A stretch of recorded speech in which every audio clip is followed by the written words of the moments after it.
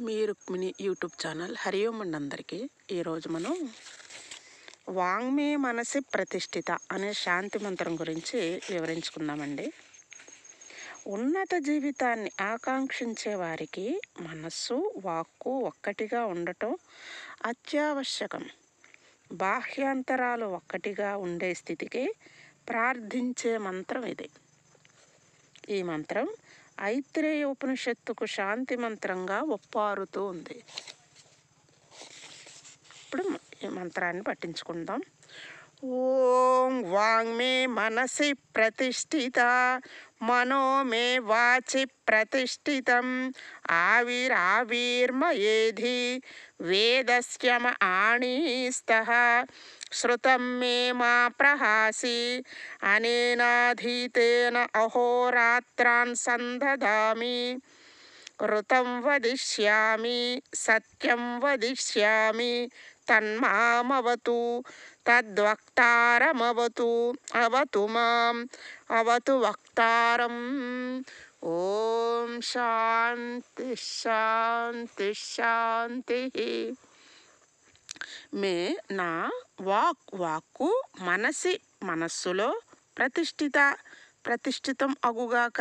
మే మనః నా మనస్సు వాచి వాక్కుతో ప్రతిష్ఠితం అగుగాక. ఆవిహి ప్రకాశమానమైన పరమాత్మ మే నాలో ఆవిహి ఏధి ప్రకాశించుగాక. మే నాకు వేదాల యథార్థాన్ని ఆణీస్తః తీసుకొస్తారుగాక. మే శ్రుతం నేను విన్నవి మా ప్రహాసి నన్ను వీడకుండు ఉండుగాక. అనేనాధీతేన నేర్చుకున్న వాటిని రాత్రింబవళ్ళు సందదామి అనుసంధానం చేస్తాముగాక.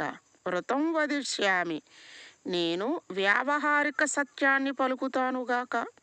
సత్యం వదిష్యామి నేను పారమార్థిక సత్యాన్ని పలుకుతానుగాక.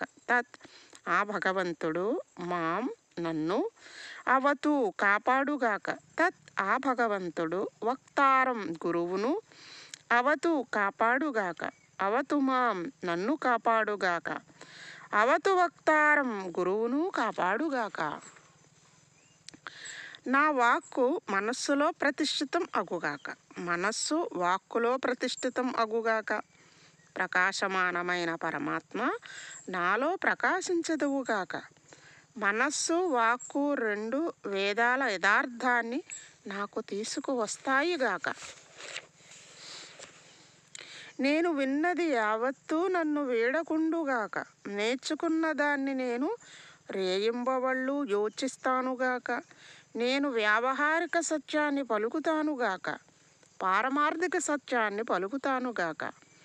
ఆ భగవంతుడు నన్ను కాపాడుగాక. గురువును కాపాడుగాక. నన్ను రక్షించుగాక. గురువును రక్షించుగాక.